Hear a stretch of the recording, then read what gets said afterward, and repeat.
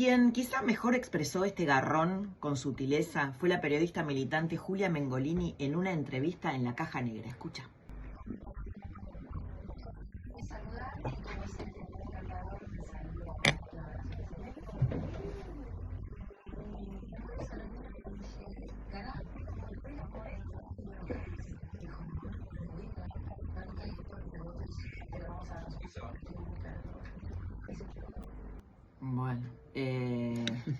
Bueno, qué decir, ¿no? A ver, si vos lees un poquitito por debajo del agua de lo que dice Julia Mengolini, más allá que me parece, bueno, ¿no? Habla como si fuera Rosa Luxemburgo, le desconfían, ¿no? Le desconfían. Y es lógico, por más esfuerzos que haga por nestorizarse, haciendo que se pone firme frente al fondo, recién escuchábamos con Vero Dalto este discurso nestorizado, que vamos a ver cómo, si así de esa manera puede conseguir dinero del fondo, ¿no? Es difícil porque le habla a su tribuna, pero después cómo repercute eso con el staff del fondo. La realidad es que el metro cuadrado en el que vive la gente real, la economía real, lo desmiente. Desde que Massa agarró la papa caliente, como diría Cristina, la papa caliente de la economía argentina, la inflación trepó al 100%.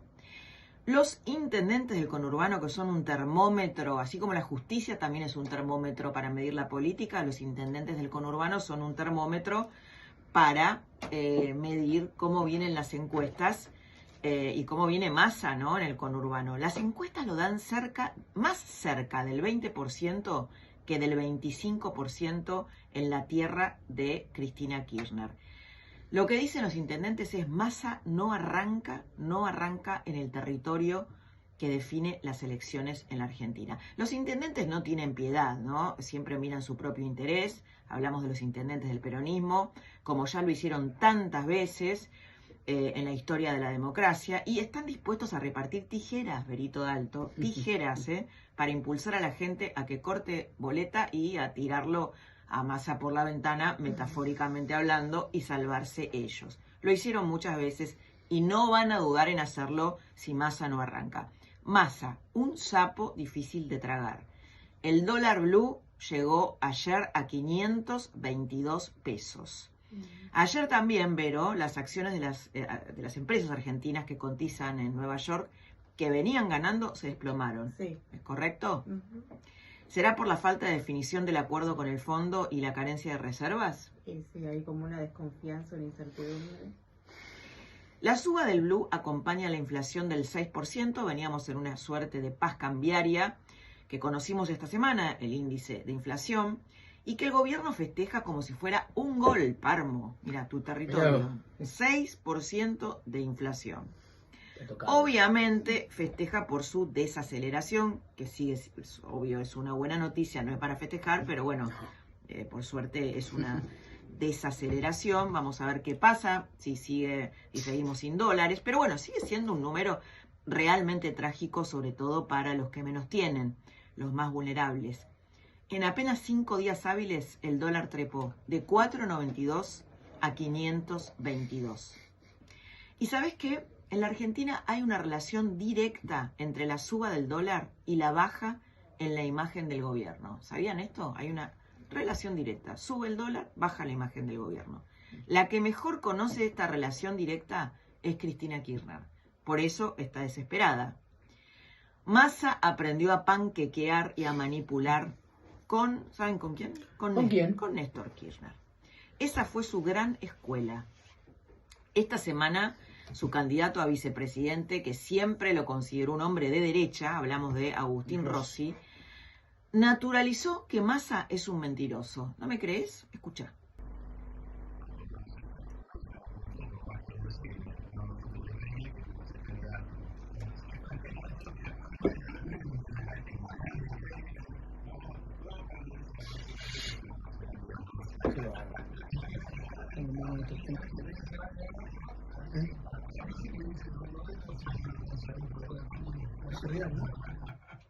El que habla ahí es Jorge Rial, Costas. Ahora, ¿vos te parece, Vero, un ministro, qué digamos, confianza se le puede tener a un ministro de Economía que la gente dice esto, ¿no? Dice que va a llover y salgo con bronceador. Y es lo que está haciendo con el fondo hace 3 meses, ¿no? Pateando para adelante. Uh-huh.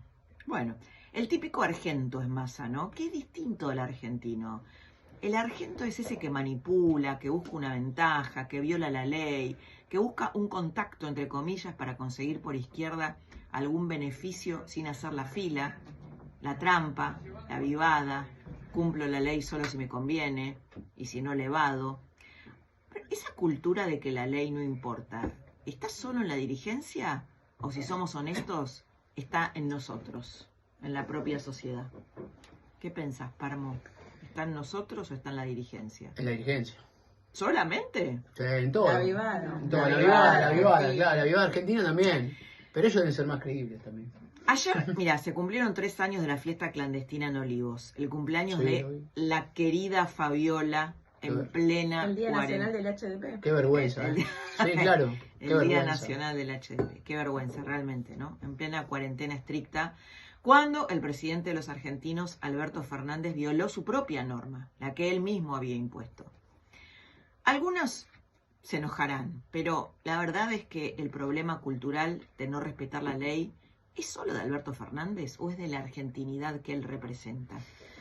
Tal vez decir esto, ¿no? Que el problema es solo de este gobierno, es solo de una fuerza política o de Alberto Fernández, es culpa a muchos y trae mucho rating. Es lo que escuchamos en general en los análisis políticos que se hacen, ¿no?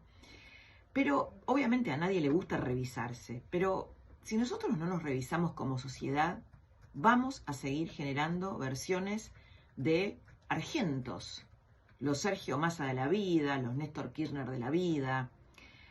¿Y Néstor Kirchner no aprendió de Carlos Menem, a quien consideraba el mejor presidente de la historia de la democracia? ¿Te acordás de esto? Escucha.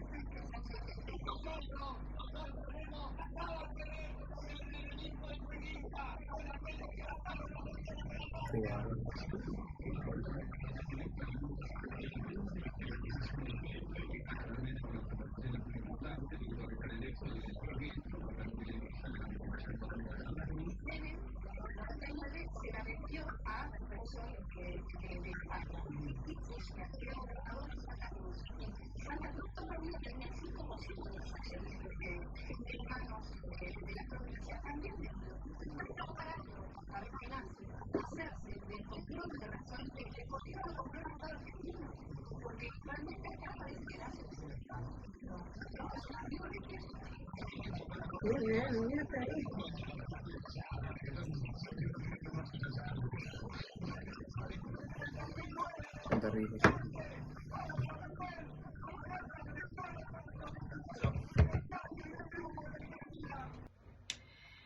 Hablándole a la militancia ultra kirchnerista que no confía en él, Massa mintió diciendo que el Fondo Monetario, el eje del mal para el núcleo duro del kirchnerismo, acordémonos que Máximo Kirchner renuncia a la presidencia de diputados porque justamente está en desacuerdo con el acuerdo con el fondo.